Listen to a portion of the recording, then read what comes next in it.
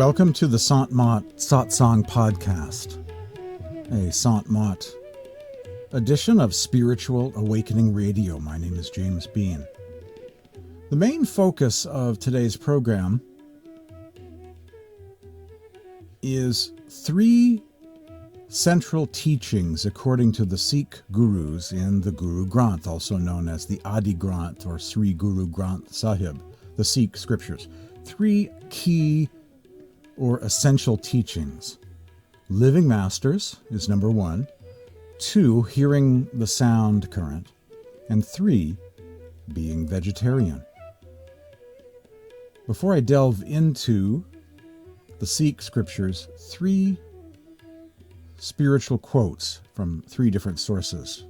The Gospel of Thomas, from Swami Sant Sevi Ji Maharaj, and this first one comes from Paramahansa Yogananda. Paramahansa Yogananda on the need for self-examination, self-introspection.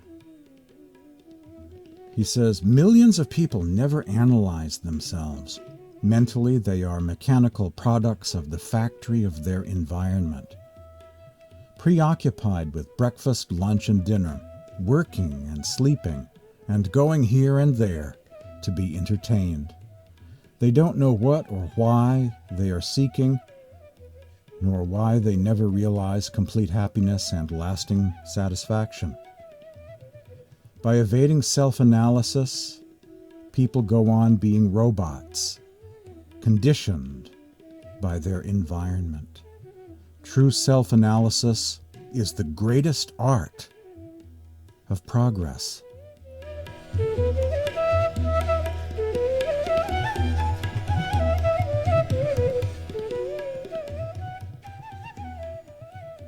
The following is a great description of the role of the living master in each generation of time. It's from the teachings of Swami Sant Sevi Ji Maharaj. Another common misconception is that prophets, saints, and mystics search for new truth. Rather, what they do is to simply remove the layers of dirt of accumulated misinterpretations that have corrupted the truth. Then the living teacher will bring forth the very same truth in a new light. The original truth must repeatedly be presented to suit the current age.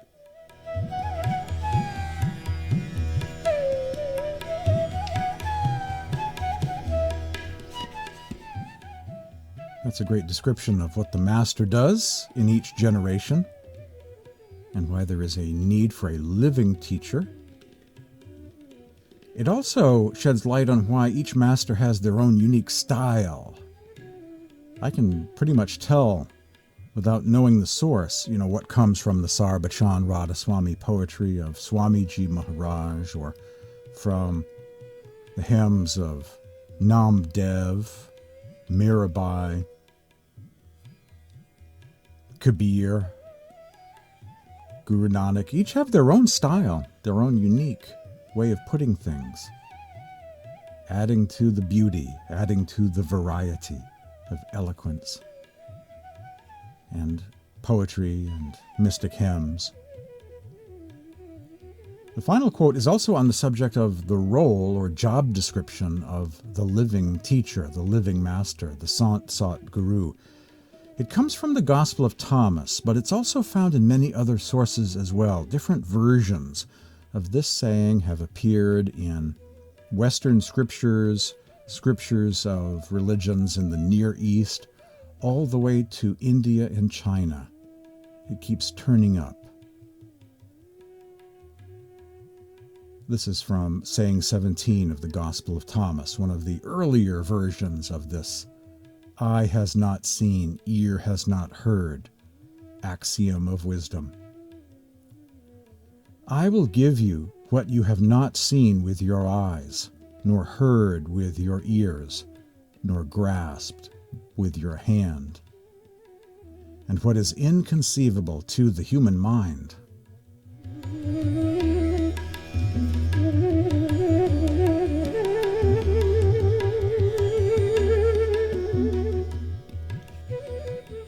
Conventional religion wants to experience the heavens off in the future somewhere. But not right now. Not during this meditation sit, assuming they're even agreeable to the idea of meditation in the first place. Most have a future tense experience of the divine. And that's where the mystics and conventional religions part company. The mystic seeks to experience God here, now, today, this very moment. Seeks to see that which is not normally seen with spiritual vision. To hear with spiritual ears. And this is all beyond conventional thinking, beyond what most people expect is inconceivable to the human mind or the minds of most people. That it's possible for living human beings right now to catch a glimpse of the divine, to see something of the unseen. The word unseen is used by the Sufis quite frequently, a beautiful word. The unseen, a Sufi term for the kingdom of the heavens, the higher planes, the other realms of creation. I will give you, says the Master, what you have not seen with your eyes, nor heard with your ears, nor grasped with your hand, and what is inconceivable to the human mind. The living Master initiates souls into the mysteries of the kingdom of the heavens.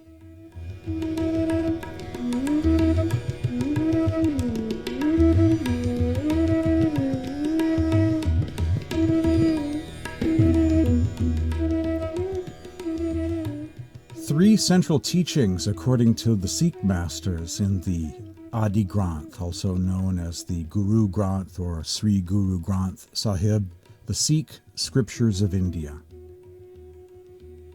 Number one, the need for a living master, a living teacher, a living mystic, a living Sant Sat Guru, to receive initiation from a living Sat Guru into the meditation practice. Two, hearing the Shabad Nam, hearing the sound current during one's meditation practice or sadhana. And three, following a non-violent vegetarian diet. Conventional religion turns these things on their sides, covers them with dust, subverts the meaning of these things. Living masters become studying the teachings of past saints in scriptures alone, being considered good enough. Hearing the sound current is turned into singing hymns. And vegetarianism, well, that's not adhered to either. Everything gets changed over the centuries, and so the masters keep coming and reaffirming what past masters have said, that we need a living teacher and receive from them the instructions, the guidance we need. Hearing the divine sound or word, that word which was in the beginning, and adopting a non-violent way of life, and that includes adhering to a vegetarian diet. Point number one, living masters and their living disciples. Never anywhere in the Adi Granth or Sikh scriptures do the Sikh masters say we only need to worship a book or solely rely on scriptures. Rather, they proclaim the role of living gurus to show their disciples that God is within their own body. Listen to the instructions of the Sat Guru, for they will endure. Says Nanak, O my beloved mind, forever cherish the truth. Praise Nanak, but for the society of saints, the whole world is false. In the Guru-given gnosis is contained the wealth of the Lord's name, and the Lord's name the Guru imprints in the mind of man. From the Master is all wisdom, and one dwells on the quintessence of the real.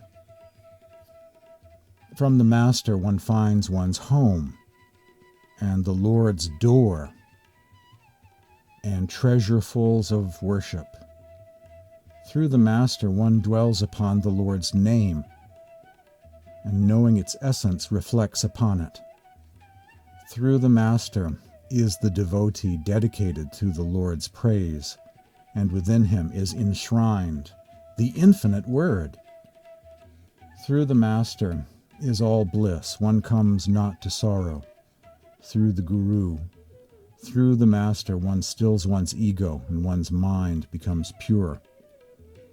Meeting the Sat Guru, one loses oneself and knows the reality of the three worlds.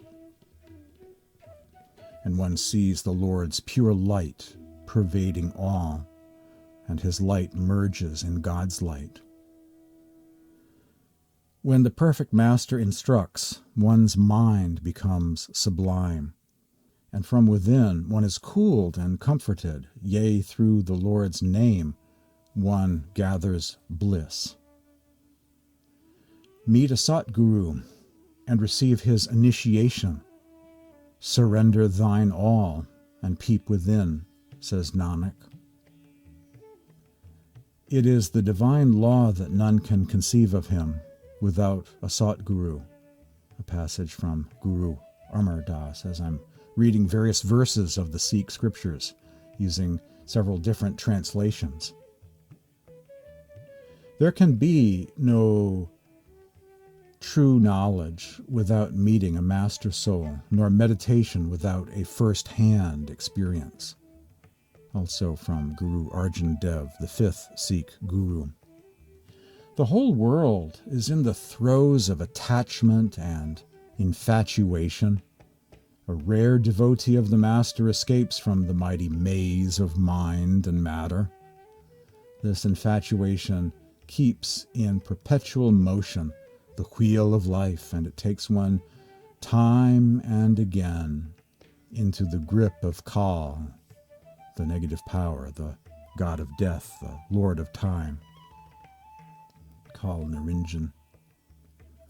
All are drowned in the love of the world. A rare devotee of the Master may ferry across.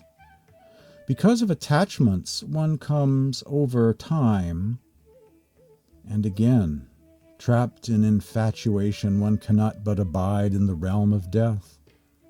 Even after initiation from the Master, people engage in rites and rituals. Neither can they snap the bonds nor reach the goal.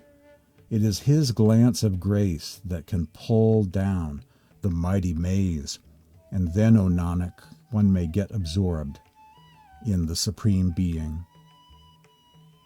Only the predestined get in touch with the Master Soul. With the water of life, he grants the true initiation or Diksha. Live ye in the haven of a Sad, a holy person, and leave all thy wisdom and knowledge.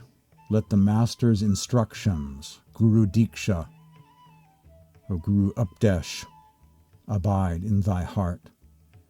This, O Nanak, may happen through the writ of the Lord.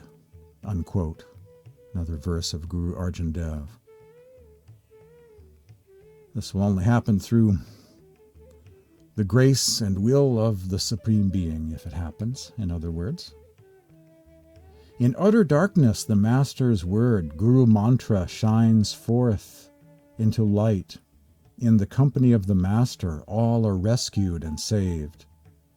The Master has given me the perfect word, or mantra, Guru Arjan Dev. Take ye the lesson in the word from a Master and practice the same. Those who love the Lord are ultimately saved at the time of death. O Nanak, those who practice the word of the Master day and night, they shall certainly be liberated. Guru Ram Das. With the word of the Master in the heart, one becomes fearless and can have no sorrow or affliction. None without the aid of the Master has ever been able to cross over the stormy sea of life with all his wits about him. Guru Arjan Dev. 4 things remain eternally true: Nam, Sadhu, Guru, and God. Nanak says, a rare soul in this world practices the word of the Master. A verse of Guru Teg Bahadur.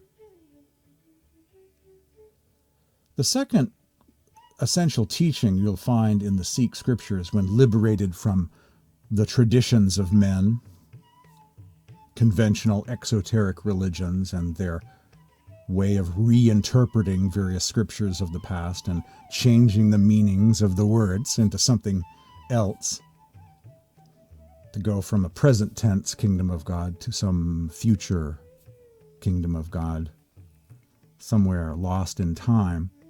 The second key point is what the Master reveals: the guidance, the instruction, the initiation, consisting of guidance about going within. Surat Shabd Yoga, in meditation, hearing the unstruck melody or Anhad Shabd or Anhad Nada of the sound current, according to the Sikh scriptures.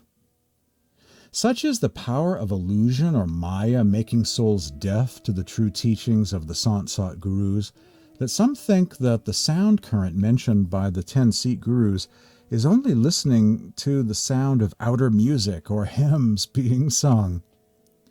Living Masters have always initiated their disciples into meditation practice, and this includes the practice of hearing the Anhad Shabd, the unstruck celestial melody, within oneself during meditation practice.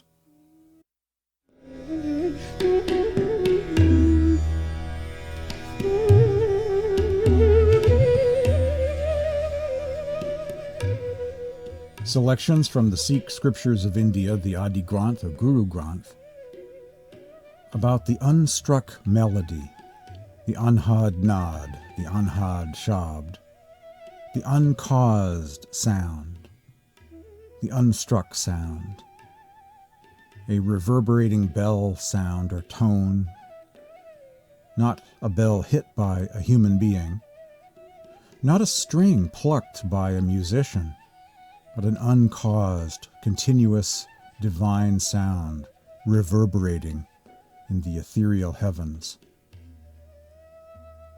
Divine music played by the divine musician. The unstruck melody that one seeks to hear, hear it thou, in the instruction of the Masters. Within me rings the unstruck melody of the Lord's flute, yea, he in whose presence one's mind is attuned to the sound of the inner music, says Kabir. Seated in my higher mind, I live in communion with God, and within me ever rings the unstruck music of bliss. He, the Lord, is immersed in the unstruck melody of the Word. He, our God, is the King of the whole universe, and there, in His presence, rings the unstruck melody of bliss. The Lord's name has no form, and it becomes manifest through the immaculate God as the unstruck melody. In the cave of equipoise do I now have my seat, and the luminous self of God has burst into me as the unstruck melody. At the 10th door rings the unstruck melody. The Lord echoes thus in every heart. The skinless drums produce the music of bliss. The clouds rumble without the rainy season, and lo, without the clouds it rains, if one reflects on the quintessence says Sant Nam Dev. Now I've closed all the 9 doors, and at the 10th now rings the unstruck melody, says Kabir, quoted in the Adi Granth. One closes the doors of the senses below and focuses at the gate to the beyond, described as the third eye and sometimes as the 10th door. From this spiritual level of inner hearing, one can hear the unstruck melody. All wisdom, all meditation is in hearing the gospel of the perfect God, and lo, immense is the joy of the devotees of God, the destroyer of worldly bonds, for within them rings the unstruck music of bliss. Meditating on the Guru's word, the wholesome unstruck strains one hears. Says Nanak, within him perfect is whose Guru rings the unbeaten sound. How is one to perform thy worship, O thou destroyer of coming and going? The unstruck melody within drums ever thy glory. What, pray, is the sign of the abode of gods? Therein rings the unstruck melody of the divine word.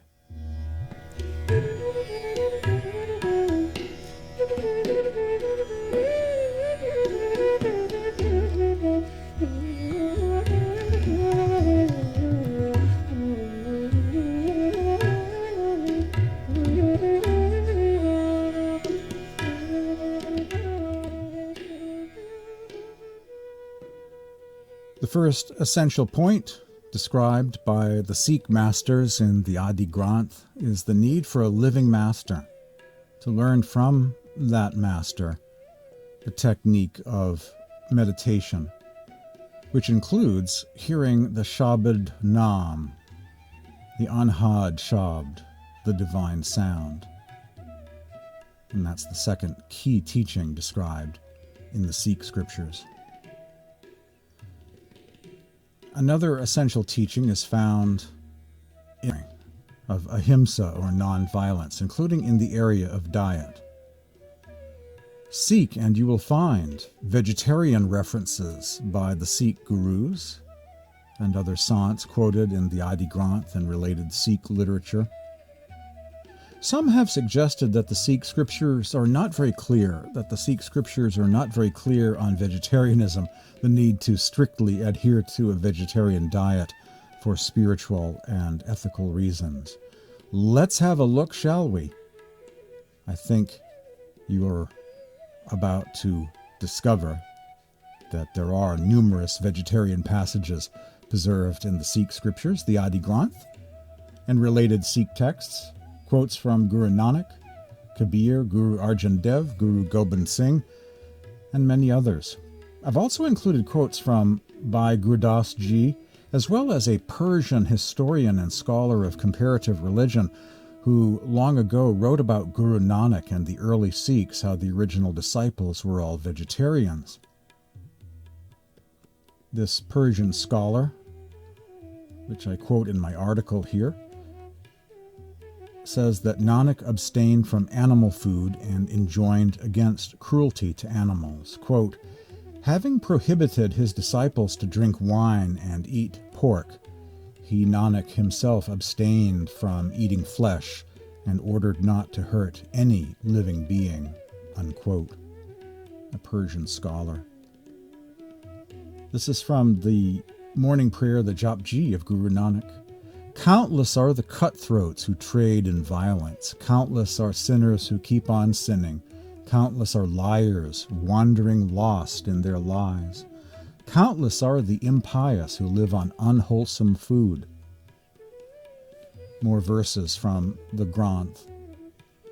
You kill living beings and call it a righteous action. Tell me, O brother, what would you call an unrighteous action? You call yourself the excellent sage. then whom would you call a butcher?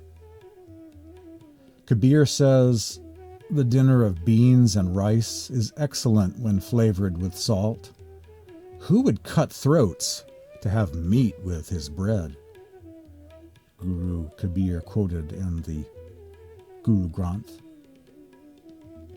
Here also, Kabir, for those who consume marijuana, fish, and wine, no matter what pilgrimages, fasts, and rituals they may follow, they will be consigned to hell. Kabir actually had a lot of feisty and aggressive things to say about those who kill animals and eat meat in the Saki Granth and other collections of verses of Guru Kabir. This is from another Granth attributed to Guru Gobind Singh, the 10th Sikh Guru. One who does not steal, commit adultery, slander anyone, gamble, eat meat, or drink wine will be liberated in this very life, i.e. Jiva Mukti.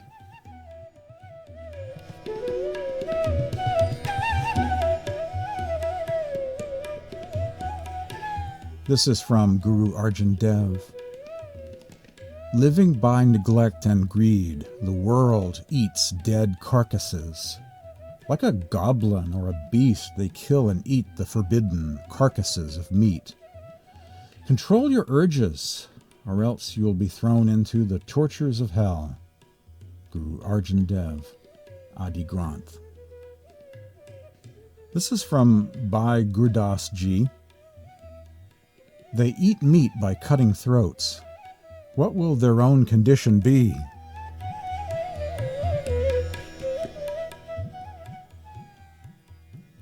That saying by Bhai Gurdas reminds me of the teachings of Pythagoras, actually, who said that as long as people keep killing animals and eating meat, living in a culture of cruelty and violence, war will continue. Violence begets violence.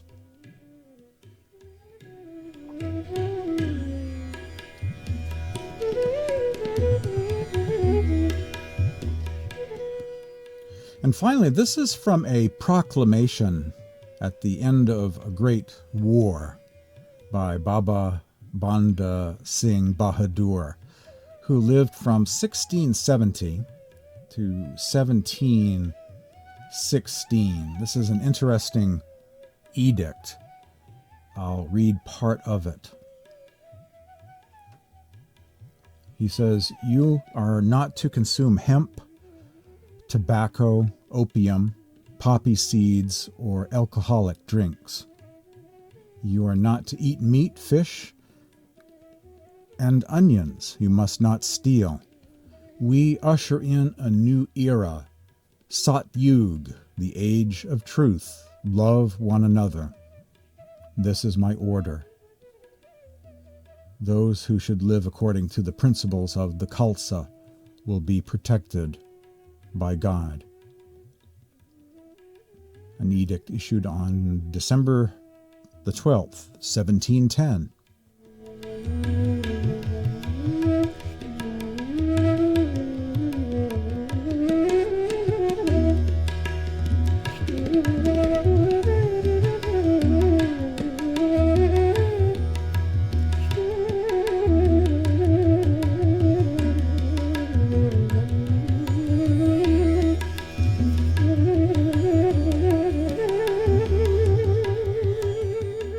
Three central teachings according to the Sikh scriptures in the Adi Granth: living masters, hearing the sound current, and being vegetarian.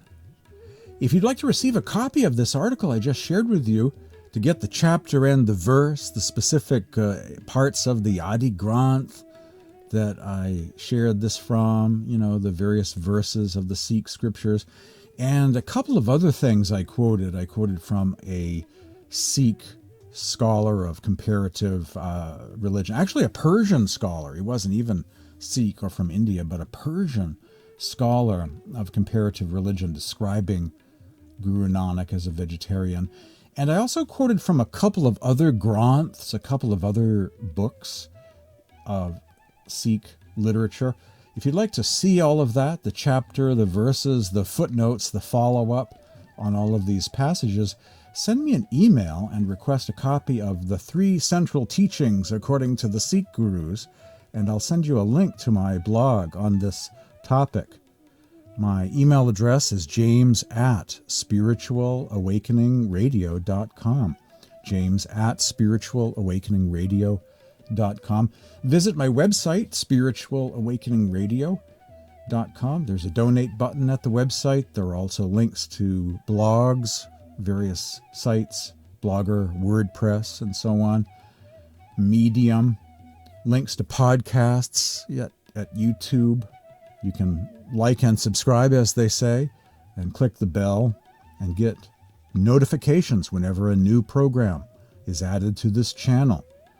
You can access all of that, and a lot of other things too at the website, spiritualawakeningradio.com. Thanks for joining me today on this edition of Spiritual Awakening Radio, another Sant Mat Satsang podcast focused upon the teachings of the Masters.